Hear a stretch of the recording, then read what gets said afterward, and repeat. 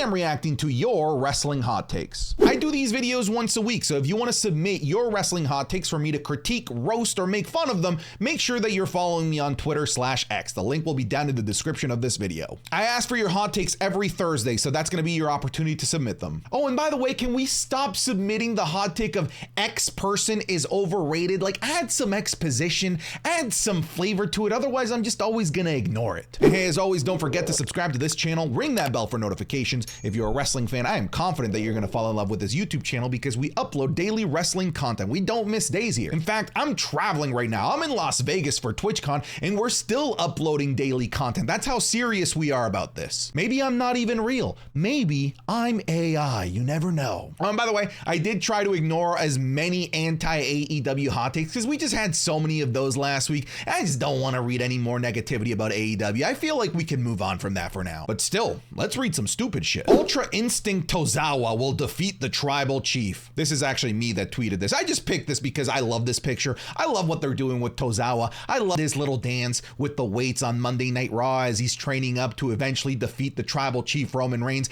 I personally think it would be awesome if somehow, some way, this man ends up winning the Andre the Giant Memorial Battle Royal. I just think that he deserves his flowers because he's fantastic in the ring and he's not being allowed to demonstrate how good he actually is in the ring, and instead is being portrayed as a comedic gimmick, and he's doing the best with what he's given, and we are all slowly starting to fall in love with the power of Tozawa. I hope that someday they pay this all off. And also, I picked my own tweet again to remind you to follow me on Twitter. Logan Paul is winning the United States Championship in Saudi Arabia. I think he is too. Frankly, I think he's the best person to carry that United States Championship. In my opinion, the United States Championship hasn't done anything for Rey Mysterio, and Rey Mysterio hasn't done anything for the United States Championship. I think Logan Paul is a great candidate, a great individual to elevate the United States Championship and to help garner new eyeballs and new fans to this division of professional wrestling. Plus, it'd be poetic if his very first championship victory is against his very first opponent in the ring in Rey Mysterio. Plus, Logan Paul just already has a history of delivering fantastic matches at Crown Jewel. He did last year with Roman Reigns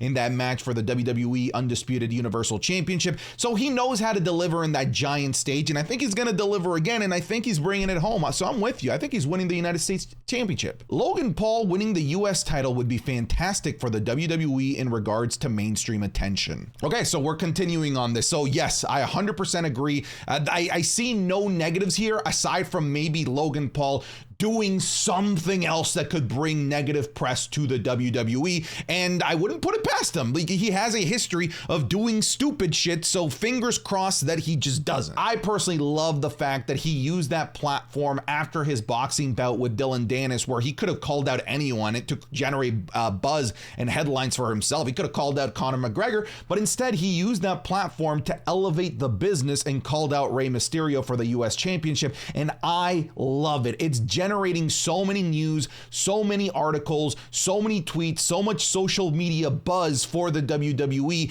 and for a mid-card division. I love it. I think that this is going to be ultimately a net positive for the WWE, so long as Logan Paul doesn't do more stupid shit. Gunther is the MVP of WWE over Roman Reigns and Seth Rollins. I guess it depends what we call the MVP. He's definitely been carrying the WWE in terms of being a workhorse, and I think that he's putting on better matches than Seth Rollins. Like, I think significantly better matches than Seth Rollins. I think that Seth Rollins' work rate has significantly diminished with time. Meanwhile, Gunther just continues to get better and better and better. And of course, Roman Reigns has only had, what, like 3-4 matches for the entire year. So he definitely should not be considered the MVP. But Gunther is carrying, and he's carrying hard, especially when he's main eventing for the title on Monday Night Raw. On top of that, he's been used to showcase amazing mid-card talent like Tommaso Ciampa, Johnny Gargano, like Chad Gable, like Bronson Reed, and I think the list is going to continue to grow, and every time there's a Gunther match for the Intercontinental Championship, it's a treat. It's a special event. So I'm with you. I do think that he's the MVP of the WWE right now. If Logan Paul wins the US title from Rey Mysterio, it will be the best thing to happen to the US Championship since John Cena. I don't want to completely keep going about this Logan Paul US Championship stuff, so I mostly picked this because of what you said here about John John Cena, the best thing to happen to the US Championship since John Cena. I think that goes to show how stale the United States Championship really has been since the John Cena era of the US Open Challenge. Like, I can't think of a genuine, memorable, awesome championship run with the US title since John Cena. So I'm with you. At the very least, this is different if Logan Paul wins. At the very least, it gives us reason to talk about the United States Championship, a championship that has largely gone uncared for over the last several years. LA Knight should beat Logan Paul for the US title at WrestleMania 40. Okay, I lied. We're doing a little bit more Logan Paul US title stuff. Let's talk about this. Look, I know a lot of people want LA Knight to beat Roman Reigns. I just don't think that he's going to. In my opinion, that stare down between Roman Reigns and Cody Rhodes that happened, I believe that kind of diminished and borderline spoiled what's going to happen between Roman Reigns and LA Knight, because otherwise they wouldn't have done that stare down. To me, it's clear that the end game is still Roman Reigns versus Cody Rhodes at WrestleMania, which means that LA Knight is not going to win the titles. I still think that there is a major spot for LA Knight at WrestleMania, and I think that a match with Logan Paul for the United States Championship is a fantastic place to put LA Knight. Do not even start saying that this is just a joke, that LA Knight is just too good for Logan Paul. Logan Paul is money, man. He is generating so much buzz for the WWE, and a Logan Paul versus LA Knight match at WrestleMania, a match between somebody who generates so much buzz in mainstream and a match between the most popular WWE superstar right now, would arguably be the biggest United States Championship match of all time, and I'd love to see it. WrestleMania should be at SoFi every year. Look at this view. The weather is always nice in March or April in California, plus so much to do in the great state of Cali. I'm sure in no way this is biased. I'm sure you're totally not from California, but no, this is terrible. Of course we should have WrestleManias all over the country. In fact, not just all over the country, all over the world. I want to see England have a WrestleMania. I'd love to see Mexico have a WrestleMania. I'd love to see so many places host this awesome event, and I would love for international crowds to be able to be showcased as well, because the crowds at these international shows, honestly, they steal the show half the time. But so no, terrible take. WWE isn't as entertaining without Roman Reigns. SmackDown was instantly 10 times better this past show because Roman showed up. I think this is facts. I really think that this is facts. SmackDown just felt so much more special with Roman Reigns there. That being said, I don't think that it takes a genius to come up with this take, because I don't think it's ludicrous to say that, hey, your show is better when your champion is there. and we shouldn't be praising Roman Reigns for making the show better when he's there. In fact, I think we should be villainizing him more for not being there, because the show isn't as good without him there, and he should be there more. Akira Tozawa can beat Kenny Omega, Roman Reigns, Stone Cold, The Rock, The Undertaker, Batman, Superman, Captain America, Iron Man at the same time while blindfolded with one arm while watching football. Tell me when this man is telling lies. Dom could and should win the Rumble. I think Cody and Gunther have nailed on matches at WrestleMania anyways, and Dom could be rewarded for all the NXT work and amazing heel work he has done recently, winning in a slimy, hide under the ring kind of way. Look, I don't hate the idea of Dominic Mysterio winning the Royal Rumble. I just don't like the idea of him winning the upcoming Royal Rumble. You also mentioned that Cody and Gunther all have nailed matches at WrestleMania, and I'm assuming you mean for world titles. And if they're both for world titles, then how do you have somebody that isn't one of those two win the Rumble? That doesn't really make too much sense. So I don't hate the idea, because I love Dominic Mysterio. I just don't love the idea of him winning yet. I think he needs more time. He's only 26. He needs to continue to mature. He needs to get better in the ring week by week. And I think that they're doing a really good job with his progression at the moment. And I think catapulting him to a Royal Rumble victory at this point of his career, I don't think is the right move. I'm talking like 6, 7, 8, 10 years down the line. I could see Dominic Mysterio maybe winning a Rumble. David Otunga is the most underrated superstar of the 2010s. Okay. The 24/7 champion Championship is a great concept, just executed poorly. I disagree. I think it's a shitty concept executed exactly how it's supposed to be executed. Like, genuinely, what were we expecting out of the 24/7 Championship that it didn't deliver? Were we expecting main eventers or like serious like top mid-carders to go after this thing? Absolutely not. This title was designed from the ground up to give people that weren't getting screen time and giving them screen time, and I think it did that perfectly. Think about all of the talent that were given screen time because of the 24/7 title, and now think about where they've been since they took that title away. I'll tell you where they've been, not on TV.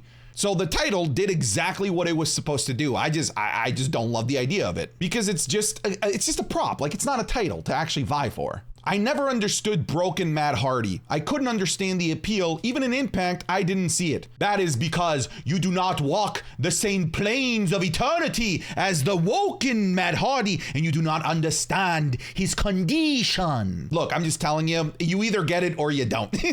Broken and / woken Matt Hardy was a moment in time, and you had to be there. And if you were there and you didn't get it, then you're never gonna get it. But I love Broken Matt Hardy personally. NXT is in safe hands. I picked this one because it just made me smile, because it's true. We were all so scared of NXT a few years ago when it became 2.0. We're like, oh my God, they've killed NXT. They took our baby boy NXT Black and Gold out back and shot it in the back of the head. But look, it's come back to life. NXT is great now. They should give us traditional Survivor Series PLE and give War Games its own PLE. I hate this. I don't love the idea of adding even more gimmick pay-per-views. They already did a great job of getting rid of a lot of the gimmick pay-per-views, like getting rid of TLC and Hell in a Cell, etc. I want them to get rid of Elimination Chamber next because it's just dumb to call a pay-per-view based on just one gimmick match. Anyways, I digress. I don't like this.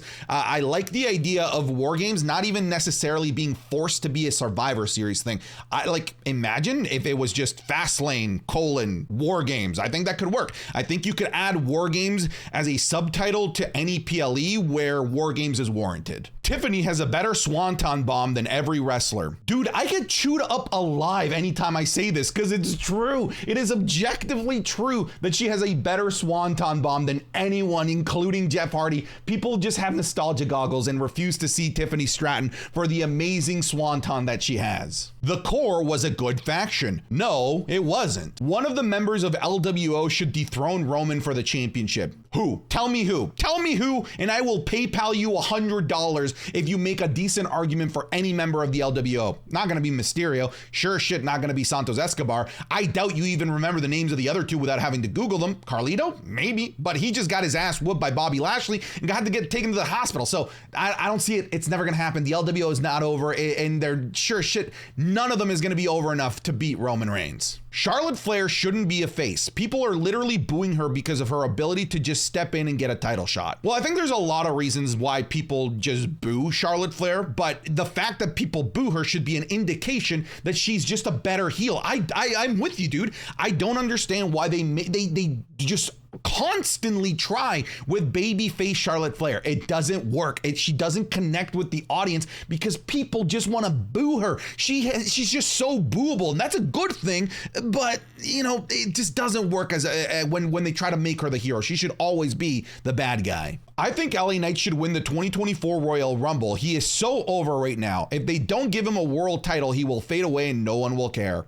I disagree. I think that he will continue to be a top player even if he doesn't win the world title, and I think that was the whole reason why John Cena was paired with him, to ensure that LA Knight isn't just a flash in the pan, that LA Knight continues his rise long after his feud with Roman Reigns and long after John Cena leaves. LA Knight is going to be just fine. He's entrenched and fully going to be part of the top mid-card or main event scene for the rest of his career, most likely. But also, it's very indicative of how weak of a connection with an audience a superstar has if you believe that they're only going to stay over with the fans if they win a world title.